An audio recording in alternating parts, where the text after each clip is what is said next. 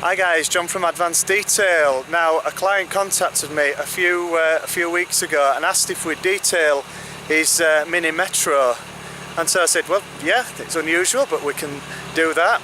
And so today it turned up. It's not the Mini Metro I thought.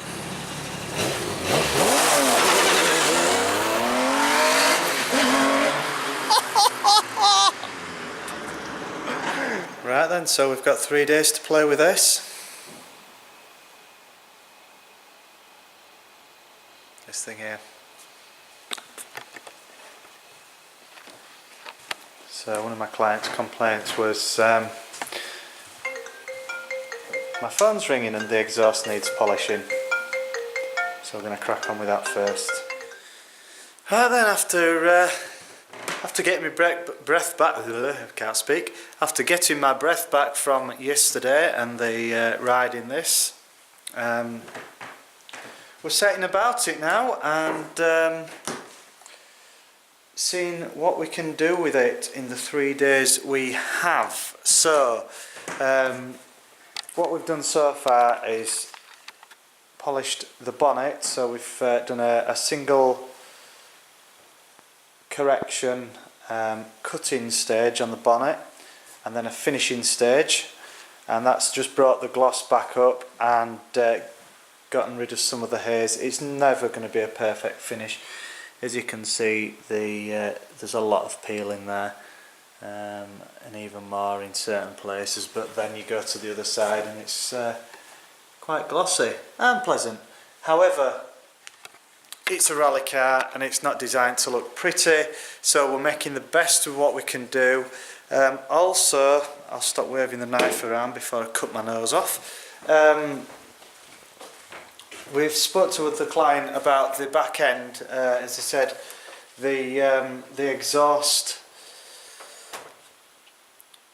silencers were annoying him because they'd gone pretty tarnished and didn't look that nice. So we've just had a crack at those yesterday evening with the polishing soap, and then followed by the Gtechniq metal polish, and it's brought them up like that.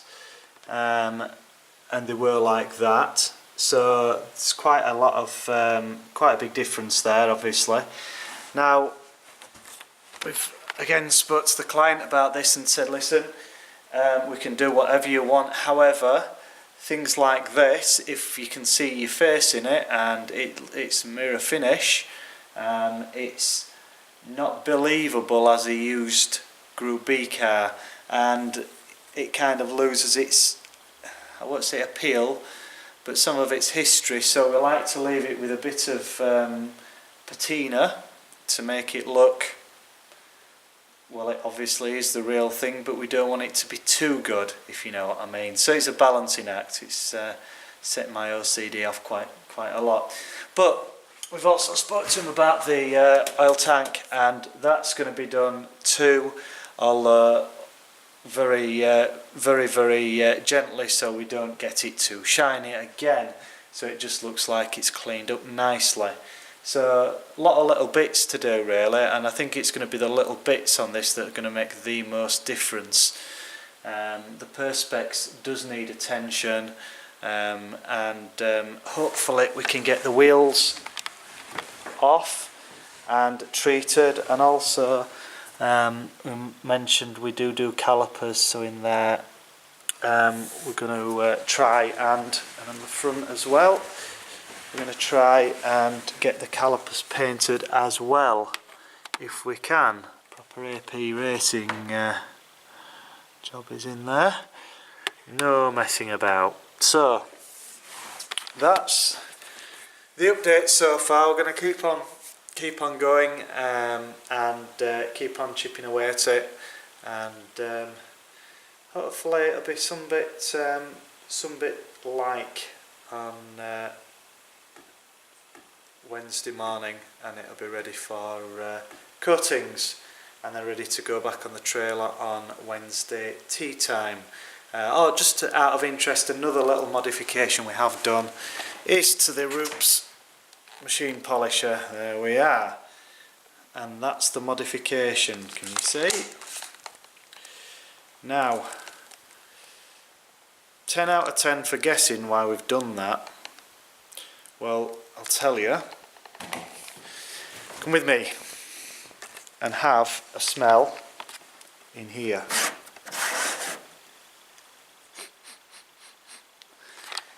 Yep, that is fuel you can smell, so we'll shut that.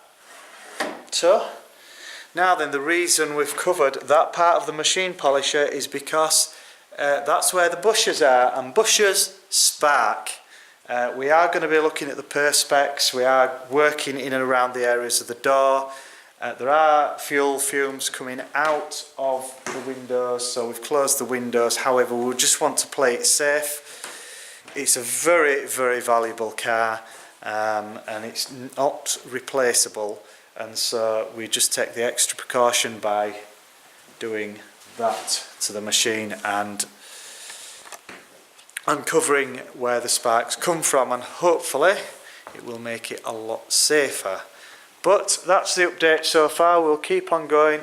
We are just on with the screen at the moment. It has had a respray very recently, and of course we have the overspray to tend with. There we go. So we're just using a knife or a scraper to get rid of the overspray very, very gently. There we are. So this is a long process, so we'll crack on and we'll see you in a bit. Right guys and girls, it's finished. The 6R4 is done, so what you're going to see next is a handover video with the client Dan, and then you're going to see some shots of the finished car and some video footage, and then we are going to interview Dan about the car, and he's going to tell you all about Group B rallying and the particular car that he owns and running and what it's all about basically. After you. Just round the corner.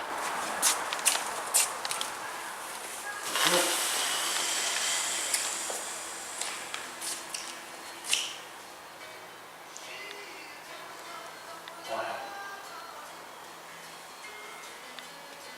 Bit different.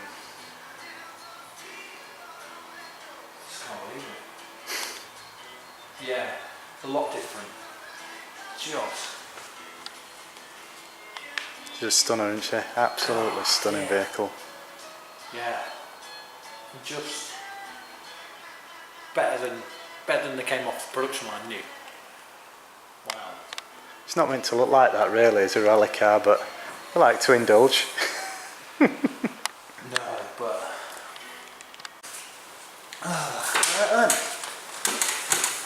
right then, Dan. Nice to see you again. And we've just handed the 6R4 behind us back.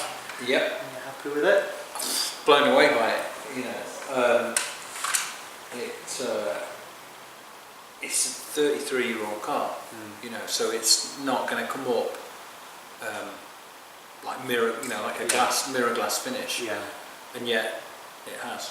As if by magic. So, yeah, exactly. So you're kind of like, you know, it's had a tough life. It's been rallied a lot. It's had some hammer, and you don't expect it at that age to look like that. Yeah. Keep turning around because I want another look at it. You know. Yeah. So cool. So tell us a little bit about the history of the car then, Dan, and how long you've had it. I've had it. Getting almost 3 years, not quite, but originally it first came off the production line and in October 86, and then went straight into use with a guy called Steve Harris. It was sponsored by a company called Autoplast, and if you go back into the late 80s, there were a lot of kind of Louvre things that were on the back windows of cars that Halfords used to sell and all that. Yeah. They were Autoplast, and they sponsored that car. Yeah. While he owned it and ran it, he let Richard Burns drive it when he was an up-and-coming kind of junior star and what have you. And then the second owner of the car was Will Gollop, European rally cross champion. Yeah. And then from there, it went out to Spain and went tarmac rallying and hill climbing in Spain for 10 years. and came back for a tough 10 years in Scotland, forest rallying, and then I picked it up. I actually met the guy that I bought it from at Lanark, which is where Colin Chris from, around that area, and I've had it since then. And I started out as a Metro 604 fan, no competition background, no race license, no history of rallying or circuit racing. Bought a Group B car, so that was quite a learning curve. In at the deep end. Straight in with like, okay. But it's just been a ridiculous ride. You can't take it anywhere without, it's like a magnet. First time I took it out and filled it up at the fuel station, I pulled up, got out, guy comes over from the other side of the forecourt, because I'm like, that a real one? Yeah, and he just went, you're mental, and then walked off. and I think it's the fact that, I drive it down the road, it's road legal, it's taxed, it's all MOT'd, take it to a fuel station and everybody just stops. And so it's pretty cool. I've witnessed that when we went out on the road in it, and it's a pretty cool feeling knowing that you actually sat in there and everybody's looking at you because you're in a road legal Group B car on the public road. Yeah. And so how have you adapted to driving? So what was the fastest car you'd driven up until you got this car? I'd had, I guess the fastest car I'd had an XKR Jag, but it's completely different. It's a big engine and supercharged, but just an auto and just smooth, and it's a Tourer. Nothing like this. I'd had a Westfield for a track day car for a little bit. Rear wheel drive didn't really, help me too much with this. So it was just a matter of, kind of being able to compute fast enough to drive it, because you've been in it, you know what it's like. If you lose concentration when you've got your foot down, it's on the rev limiter, because it just gets up there so quickly. So you kind of have to almost kind of like be aware when you put your foot down, any second you're going to have to change, pull second gear, pull third gear, So I had to speed my sort of reactions up, because if you're not prepared for it and then change, in a normal car you can sit there and wait and then go, alright, I need to change in a minute, okay, now I need to change. Whereas this, it's like change. Frantic. Yeah. Is the word, frantic. Definitely. So what's your earliest recollections of the Group B cars and the Group B era? I went to the RAC, and so they ran 85 and 86 with the Metro, and I just remember being in Clipston Forest and hearing them come through, and they all sounded different in those days. They're a lot more similar sounding now, the WRC cars, but the Audi kind of sounds like it's got a bird's nest under the bonnet and all the birds are chirping and cheeping, with the turbos and things. But these have just got this kind of angry bark. And it was a completely unique sound, and it's a British built car, and it's an underdog kind of thing, and that really stuck with me. And I've spoken to people before and compared it and gone, well, if you think about a Subaru now, that boxer engine, you hear that noise and you go, that's a Subaru, before you turn around. And so that noise was what stuck with me, and I knew exactly what it was from. And then, I don't know, I think it's now 17, 18 years ago, I thought I'd really like one of those. And it took me 15 years to find one. In that kind of like, they came up and they were not the right time, or they came up and they were X-Works or something that was just out of my league, and then this one came up, and it came up, needing work, but work can be done over time. So if you buy a car that's been completely ground up, restored, you're paying for the car and all of that work in one go on day one, whereas this one was a steady project. It doesn't look like it now. I'm just going to turn around again. But it's had a couple of years of time and abuse. To time of and work put into it to kind of bring it back from all that hammering and Yeah, abuse that it's yeah, had. So. yeah. So I mean, in terms of its value, I mean, this is the thing that gets me is people actually still rally these cars, and they some of the values now. I mean, you look you're looking like Switzerland, and there's the Delta S4s, Yeah. and one of those reportedly sold for what was it? It was about 900,000 pounds. Yep. Recently. Yeah, that's it.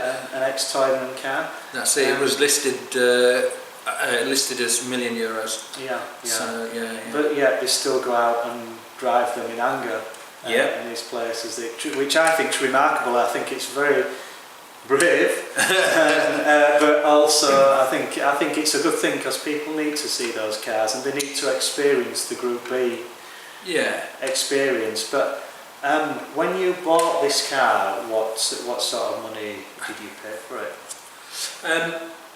I bought it at a goodish time because I bought it before the 30th anniversary of Group B being banned. So 2016 there was a lot of 30th anniversary stuff came about, and a lot of people at that point, kind of Group B cars came back into the forefront. And so from that point onwards, especially with the way car collecting and car values have gone in that time anyway since then. Yeah. So I kind of bought it at the bottom of a curve really, and I bought it at a point where it needed work, it needed some money spending on it for sure. But yeah, you won't get one for less than 100 grand now, and I paid substantially less than that. Yeah. Which is nice. It's nice it's a good position to be in. Yeah, exactly. So in terms of running costs, I know it sounds daft asking about running costs. Not everybody has a Group B car. Yeah. However, these things are basically just an F1 car for the forest. Yeah. Not even for the road. Yeah. Yeah. That's the one thing with it actually. I like driving it, and I like taking it on a track and whatever, but I've never once got out of it and gone, I need to take that in a forest. I've usually got out of it and gone, alright, yeah, that was pretty quick, and I'm a bit sort of, shaken by it. Yeah. And I would go, I'm never going anywhere near a forest in it. Not, I don't want to damage it. But also, I can't see how you can run, that kind of power and weight and in a forest and not do yourself injury really. Yeah. I think I think the older drivers, the drivers of the Group B era were unhinged. I think. Yeah, more than likely. Yeah, more than likely. They were very brave and exceptionally committed to what they were doing. Yeah. When you watch some of the old footage, it's. I mean, the cars. As I said before, it tracks lots of stuff. And in 2016, which was the 30th anniversary of Group B, there was a Group B demonstration at Chomley, which is the special stage number 16 on the Wales Rally GB that year. Yeah. And I don't know how it came about, but it was like one of those things where it came about and I went, yes. So Harry Toyford drove the car, and he drove it. He drove one in the 86 RAC. Yeah. He'd never seen it before, that car, he'd not sat in it. 20 minutes before we went and did the demo runs, alright, yeah, let's do it, So Harry's driving it, I'm in the passenger seat, and I just don't really remember blinking. I just mainly was braced the whole lap. I really wanted to know what it can do as a car, because I can't do that with it, maybe when I've had more time in it and more skill. Fairly close. Yeah, but he was kind of 3 seconds off what Jari-Matti Latvala did in a WRC car, and we did it in a 30-year-old car. That's crazy quick, is that? And then at the end of it, he kind of reached across, shook my hand, and went, was that alright, or did you want me to go faster? And I'm thinking, alright, I thought we were going as fast as, and he was like, we were going, and then he's like, and then we push. Yeah. And then from push, we go flat out. And I'm going, okay, so he's like, so we're like 75, 80% there. We're not anywhere near what, it's unbelievable, isn't it? It's just a different skill set at all. It's just completely unbelievable. And I never thought at the time, but you know, when we were chatting afterwards, he gave me some feedback on the car, which was great, and he's going to say, oh, you know, it's maybe geared a little bit high for rallying, especially on a short stage like that. I said, okay. He said, so we didn't bother with fifth. He said, because we were already doing 100 in fourth. Yeah. And so I didn't bother pulling fifth, and I just thought, okay, right, yeah, we were moving. Yeah. So it's a mile a litre, because it's kind of 5 miles to the gallon. So basically, when the V power price is like £1.50, I'm going £1.50 on that, and that's just fuel. When you put into the kind of the original engine that they ran was the Williams design and built what they call a V64V engine. By the time you've put in a season's worth of rallying, you need a rebuild on that, which is 20-25 grand. Just to have your engine rebuilt every autumn, diffs and all of that kind of stuff. The full-on international spec cars are running at about £100 a mile. Wow. Yeah. And that's before you get into the turbocharged stuff like the T16s, the Audis. I dread to think. So that'll lead us neatly into the performance of the car. So, I mean, what power is the engine at in torque? This one's we're running at 360 brake with 335 pounds-feet of torque, and it's 1,100 kilos. So, it's not heavy. That's right. So basically 1,100 kilos is probably not much heavier than, say, like, I'd say it's the same sort of weight as a Fiat 500. Yeah, that kind of area. Yeah. So because I remember like the Golfs. You know, the Golfs kind of when the original Golf came out, it was an 1800, and then at 1.8, and then when they did the R32, I remember a thing on Top Gear, and it was like, it's 3.2. The original Golf was 1600, sorry, and the R32 was a 3.2, but it had doubled in weight. With all the kind of extra safety features and the four-wheel drive and what have you. Exactly. So that the four-wheel drive actually does, I won't say dilute the performance, but it actually needs that extra oomph. But then Group B gives it extra. That's and then some more as well. So being a heavyweight four-wheel drive car at 1,100 kilos. Which isn't much at all. They decided that it needed 360 brake and 335 pounds-feet of torque. So you're looking at 3.4 to 60, 5.5 to 100. And the absolute best one, which I don't try very often, is 0-100, which is about 8 seconds. It's like whiplash special. It's like up to that 5.5 seconds, and then just stand it on its nose. It's got huge 330mm, APs all around, and 330mm vented discs, and it just stands on its nose. So that I might add is the sort of performance you get from a McLaren 675 LT nowadays. However, this car sat behind us is 33 years old. Yeah, it's an 85. Group B. It's bonkers. And people don't realise just how fast these cars actually were, how fast the accelerating they were, how fast the braking they were. The handling was wayward. But however, in the day. But it's nice when you look around this car to see the F1 technology that's dribbled down, and the F1 cars not long been using carbon fibre in their construction. However, this is all the add-ons, all the skirts, the boxes on the side are all carbon fibre. Everything on that, apart from the A, B and C pillars on the roof, all the other panels on that are carbon fibre. It's crazy. There's a story relating to F1. Henry Toivonen was a Delta S4 driver.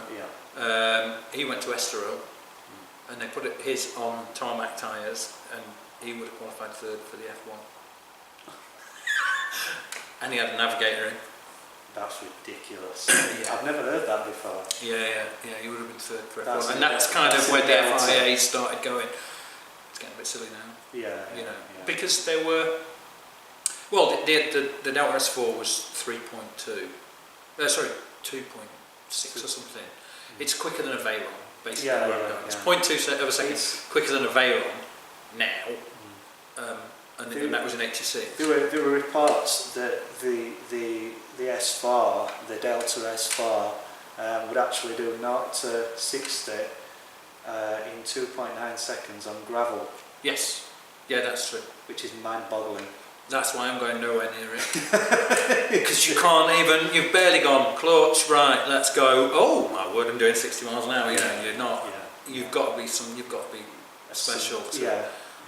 Because it's, you know, if you're going from 0 to 60 in 3 seconds on gravel, you've just got to compute how much grip you've got. Yeah. And, you know. There's so much information coming at you, and so much you've got to read, and then do that at speed. As well, and with a car that's that valuable, and that rare. So how many is there now of the 6R4s?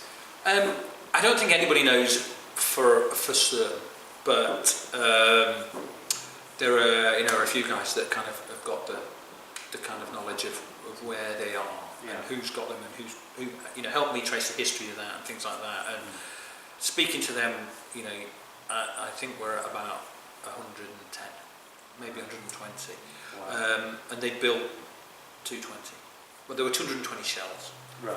Story goes that Austin Rover put 142 of them into complete cars, and the rest of the 200 ended up being used for spare shells when they got written off, or stuff for the works team, and so I know. Of like number 213, 214, I know of those as actual cars, but whether there was 220 full cars came out the door, or whether there was 220 sets and 140 of them got made and whatever, but I don't think record keeping was brilliant back then, and I think there was a lot of manufacturers playing that game of oh look, there's 100. Look away. Oh look, it's a different 100. Lancia are meant to have done that.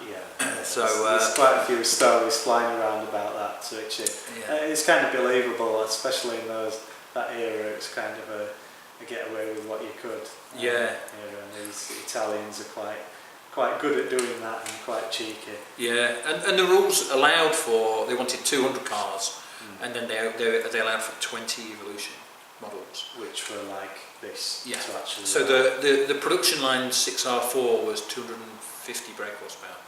The Clubman, the white one. They then released a belt kit and a cam kit, so we had a carbon belt guard because they would throw the belts off every now and then, and a different cam which made them 300. But the most they kind of ran out of one on some of the tarmac rallies, they were getting up to, the computer vision ones were getting up to like 400, 410. So that's quite an evolution. From 250 to 400. It's almost double. It's almost double. And if you look at the original early Quattro and the bonkers with the S1 E2, the huge wings and everything like that, they were running 600 brake horsepower at the end, and they started off at 300. It's crazy, isn't it? But that's and it was starting to get to the point. Some of the drivers had said that they'd gone up in speed over the space of 18 months. They'd gone from 300 to 600 horsepower, and the speed had gone up, and there was no kind of top speed limit. So currently the highest average speed on a rally, or the highest stage with an average speed, is still like Walter Roll in a Group B Audi Quattro. And they were running 250 kilometers an hour, whereas the current cars fast. They are fast, and they would do a stage now faster than a Group B car. They're still limited to like 300 horsepower, and they've got kind of a bit more of a speed restriction on them. The technology in these new cars that allows them to do that with half the power of what these type of cars had. It's an evolution in technology, evolution in braking. The differentials, the gearboxes, just the traction capabilities, the new tyres give it that extra, but were never as spectacular or as unique as these cars. I think that, they had more power and less development in technology. So they were using H-band gearboxes. Yeah. So you were driving a lot with one hand of the steering wheel. And now, the gearbox is developed so they've got a paddle shift, so their hands are on. So as soon as they release the handbrake, they've gone on a launch control, and then they've got, their hands are on the wheel all the time. They, the Group B guys were one-handed and left foot braking, and heel and toe, and use the clutch and clutch to change and all of that. They had 600 horsepower, and the four-wheel drive, especially on these four-wheel drives, full-time four-wheel drive. So current WRC car, you pull the handbrake, the electronic centre diff disengages the rear, so you can handbrake it round. That handbrake on that's an ornament unless you're parking. There's no point, So rather than try and flick it on the handbrake, you have to flick it with more power. So you unsettle it one way, and then as the weight goes and it comes back, then you stick your foot in it and power it round. And it's just a different way of driving. There's no debate about whether the current cars are faster, but they've got the 30 years newer. They've got 30 years of. And these were just a bit more insane. They're going after the same speed as the current cars now, with a lot less safety and a lot less in a lot of areas, a lot less technology and development. So we're gonna wind it up very shortly, but I just want you to take me back to the first time you got in the car, and the first time you drove it, and the first time you went full throttle. What was that like, and what were your thoughts at the time? A friend of mine who's always been to cars, and he kind of got me into cars, took me to Lanark to go and look at it, to buy it. And he'd had a 6R4 in the past, and he kind of says now it's the one car he kind of wishes he'd never sold. And I jumped in the passenger seat, and I went out with the guy who owned it, and he'd forest ride it, and he could drive it. And we went between this off Lanark services on the motorway. There's basically a roundabout with about 2 miles of straight, and we just went sideways around both roundabouts and flat out down the two straights in the middle. And then he pulled back into the services, and I just got out shaking and deaf, because we didn't have the ear defenders, the intercom in or anything. And I kind of got out and went, I'm really scared of that. And then I said to my mate, that's frightening, isn't it? And I said, I don't know whether to buy it or not. And he looked at me and said, if you don't buy it, I'm going to buy it. So we bought it, and we drove it back, and then just driving it the first few times, like I say, it happens so fast, it's so loud, it's 110 decibels inside the car. There are not many cars with the engine inside the passenger compartment. There's nowhere for the noise to go. No. There's nowhere for the heat to go. And you'll have noticed from being in it, it kind of smells of fuel, it deafens you, it tries to make you feel sick with the G-forces and whatever. So it kind of assaults all your senses. So the first few times I drove it, I just kind of got out in a bit of a daze. The first time you go for full throttle, it's like kicking an angry tiger. There's no way, I've had a couple of conversations with people and gone, it's like kicking an angry tiger, because it then just goes, right, I don't want you to do that. And there's a bit of torque steer, and it wanders with a camber on the road.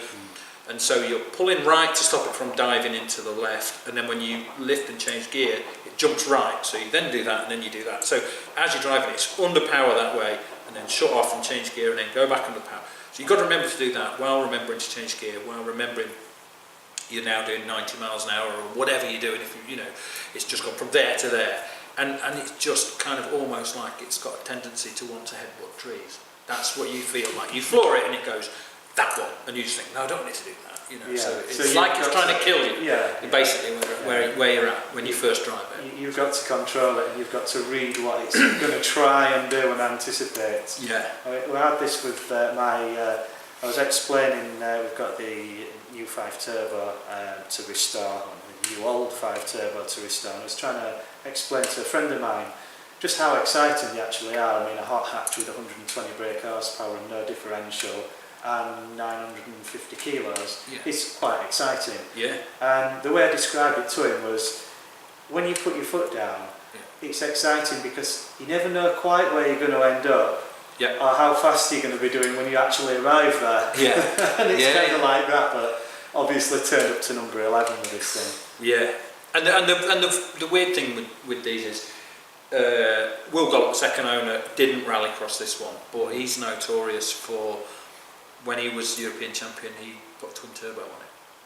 And now you've been in it. When you got out of it, did you think, what that needs is another 300 horsepower? For no point when I was in that car, or when I got out, or even now, did it strike me that it needed any more power whatsoever.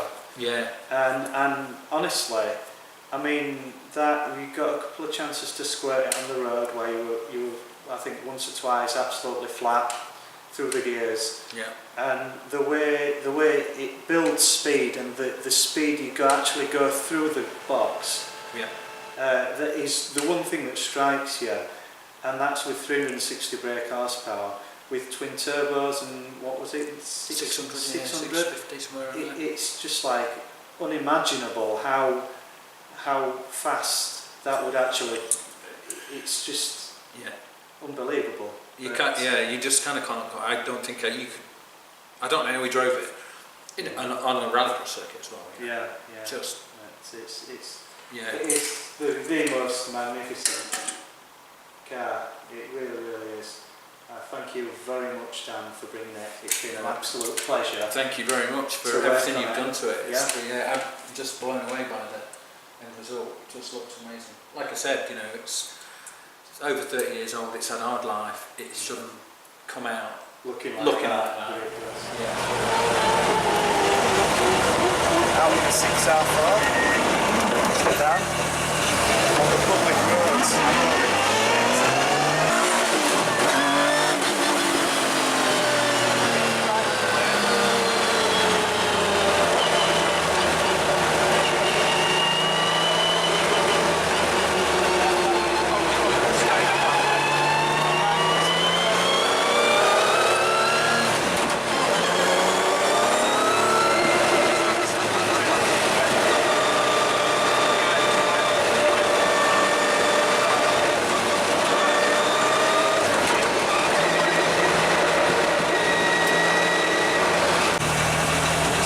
Shops, the Metro 6R4 in traffic.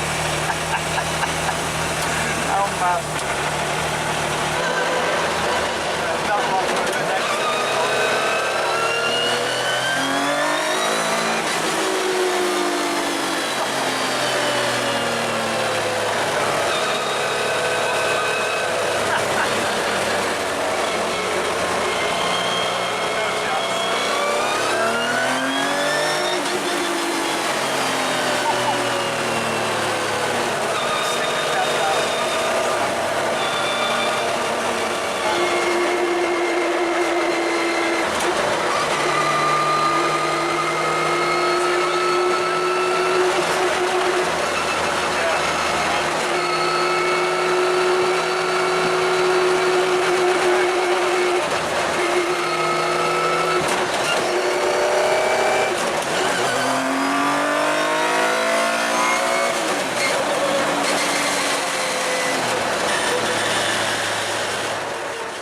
Sat in the 6R4 just chilling out, letting all the heat out with the doors open, and pretty crazy just round Leeds. It's just a bit of an anticlimax really. It's Shame it's over. It's kind of, did that, like you said, did that just happen? It bloody did, and lots of people looking, giving thumbs up and go on, and unbelievable. That's what it's like to take a Group B car out on the road. A road legal Group B car, I might add. So thank you guys for following. Please like, comment, share with all your friends, and share in the other groups. Thanks for watching, and see you on the next detail. Bye for now.